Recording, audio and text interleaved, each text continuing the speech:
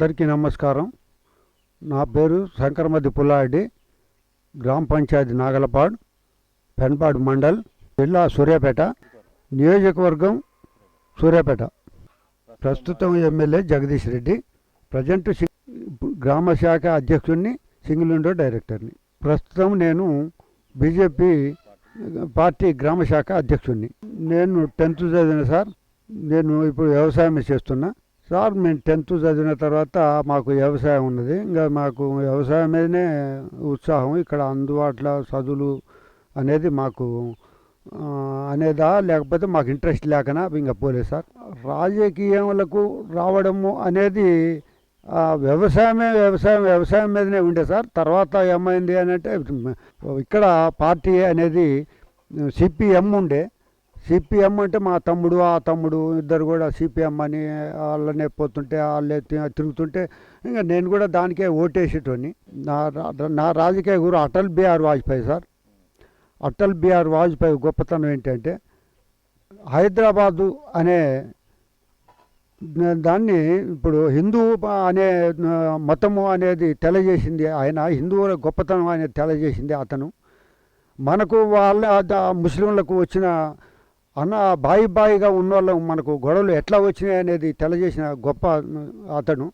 అటువంటి అతను వాళ్ళు 25% ఉండి వాళ్ళు ఆధిపత్యం సాధిస్తుంటే, మనము 80% ఉండి మనం ఏం చేయలేదు అనే భావన నాలో ఉన్నది.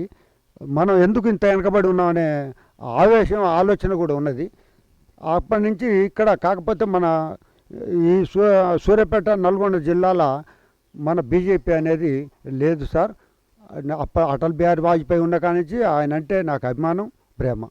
ఆ తర్వాత మనకు ఎన్టీ రామారావు పార్టీ పెట్టి తీసినాడు సార్. పార్టీ పెట్టి వచ్చిన తర్వాత, తెలుగుదేశం పార్టీ వచ్చిన తర్వాత ఆయన ప్రజల వద్ద పాలన అని, రైతు విలువలేంటి, రైతు ఉండాల్సిన పొజిషన్ ఏంటి అనే దాని మీద ప్రజల వద్ద పాలనని, తర్వాత మండలాలని ఇవన్నీ తీసుకొచ్చి మాకు మీరు రైతులు మీ గొప్పతనం ఇది, ఇట్లా ఉండాలి అట్లా ఉండాలని చూపించడం ఆయన ఒక దేవుడు సార్ అప్పట్లో.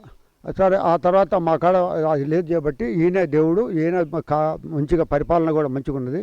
ఆ తర్వాత ఎన్నుపోటు పొడిచి చంద్రబాబు ఎప్పుడైతే ఇది చేసిండో ఆ నుంచి మేము వైఎస్ఆర్ అనేది తర్వాత ఈయన ఇదైంది సార్. కాంగ్రెస్ అనేది పాలన వచ్చింది. కాంగ్రెస్ పాలన వచ్చిన తర్వాత కాంగ్రెస్ ఇంతకంటే మంచిగానే ఉన్నది పాలన అనే దాని మీద దాంట్లో కొనసాగినాం. కాంగ్రెస్ పార్టీలో వైఎస్ఆర్ అనేది, వైఎస్ఆర్ మంచి గొప్పోడు సార్. ఆయన ఉమ్మడి రాష్ట్రంలో ఉన్నప్పుడు ఆయన గొప్ప అతను. ఆయన చేయాల్సిన పనులు రైతు వారిగా ఎన్ని తీర్ల పనులు చేయాలో అన్ని తీర్ల పనులు చేసి మంచిగా పరిపాలించిండు. ఆ తర్వాత ఈ ఎన్టీ రామారావు అనేది పోయిన తర్వాత ఈయన ఎప్పుడైతే ఎన్నుపోటు పొడిచాడో ఆయన మీద అసహ్యం పుట్టుకొచ్చింది. తర్వాత వైఎస్ఆర్ పార్టీ అనే దాని మీద అల్లకపోయినాం. పోయిన తర్వాత వైఎస్ఆర్ పార్టీలో కాత ఇట అని అంటే విడిపోయింది సార్. మన 3 కుటుంబాలు విడిపోయిన తర్వాత అది పోయిన తర్వాత మా మునుపటి బీజేపీ ఉన్నది కదా అనే దాని మీద ఆ బీజేపీ అట్టే ఉన్నా సార్. నేను తర్వాత మా కాడ ఇంప్రూవ్ అవ్వుకుంటూ ఇప్పుడు ఇంప్రూవ్ అయింది సార్. ఇప్పుడు బీజేపీ పార్టీలకు అప్పుడు వచ్చిన సార్. నేను బీజేపీ పార్టీలకు నేనే అందరినీ ఆహ్వానించుకున్నా సార్. ఎమ్మెల్యే కానించి కూడా, ఇప్పుడు దేని పోటీ చేసిన సంఖ్యని కాంచి కూడా నేనే చెప్పుకోవడం జరిగింది. ఇది పార్టీ బాగుంటుంది, మంచిగా ఉంటుంది, ముందు భవిష్యత్తు ఉంటుంది అని నేనే చెప్పుకోవడం జరిగింది సార్. అంత ముందు నీరసంగా చైర్మన్గా చేసిన సార్. ఒక 5 ఊర్లకు 2008లో నీరసంగా చైర్మన్గా చేసిన. నీరసంగా చైర్మన్ ఉన్నప్పుడు వైఎస్ఆర్సీపీలో ఉన్నా సార్. తర్వాత నేను మళ్ళీ ఇక్కడ మాకు అది లేదు, బీజేపీ లేదు చేయబట్టి ఇప్పుడు ఇంప్రూవ్ అయింది చేయబట్టి మళ్ళీ బీజేపీని ఇంప్రూవ్ చేస్తాని కొరకు, మన హిందూ సాంప్రదాయం కొరకు, హిందువులు అనేది గుర్తింపు కొరకు హిందుత్వం ఉండాలి అనేది, హిందుత్వానికి పేరు లేదు, రూపుమాపిపోతున్నది. 18% ఉన్న హిందుత్వం రూపుమాపిపోతున్నది, దానికి విలువ లేకుండా పోతున్నాయి అనే దాని మీద నా ఆవేశం సార్, నా బాధ కూడా. అందరూ కూడా అందుకనే బీజేపీ అనేది నేను ఎంచుకున్నా. బీజేపీ ఎవరైనా హిందూ అనే అంటే ఎవరైనా నాకు ప్రాణమే సార్. ఏ పార్టీ అనే ప్రాణమే. మొన్న జరిగిన అసెంబ్లీ ఎలక్షన్లో 120 అయితే మా నాగలపాడు గ్రామ పంచాయతీ పక్కా సార్. 120 ఓట్లు అయితే వచ్చినాయి సార్. అసెంబ్లీ ఎలక్షన్లో మాకు పార్టీ అనేది లేదు సార్. దాన్ని ఇంప్రూవ్ చేస్తే 32నే ఓట్లు వచ్చినాయి సార్ ఈ నాగలపాడు నుండి. ఇప్పుడు నేను నా శ్రమతోటి ఇంప్రూవ్ చేసుకుంటూ 120 అయితే ఇప్పుడు పక్కా సార్ మా కాడ పార్లమెంట్కి రీచ్ అయినాం. ఇప్పుడు సంతోషంగా ఉంది సార్. ఇదే కొనసాగబోతుంది. ఇంకా కూడా మొత్తం కూడా ఇదే అనేది ఇప్పుడు ఎంతో ఉత్సాహంగా ఉన్నది. రేపు రాబోయే ఎలక్షన్లో గ్రామ పంచాయతీ ఎలక్షన్లో కానీ జడ్పీటీసీ ఎంపీటీసీ విషయంలో కానీ తగ్గ ఫోర్గా మేమే ముందంజ ఉండే అవకాశం ఉన్నది సార్.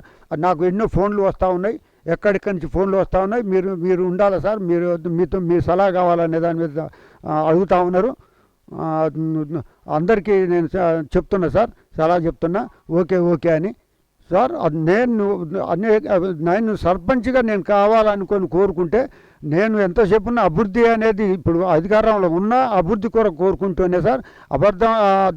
కాకపోతే అభివృద్ధి కావాలంటే పదవి కావాలనేది ఒకటి. ఆ పదవిలోకి వచ్చే తిరుగుంటే ఈ రోడ్లు, తర్వాత ఊళ్ళో ఉన్న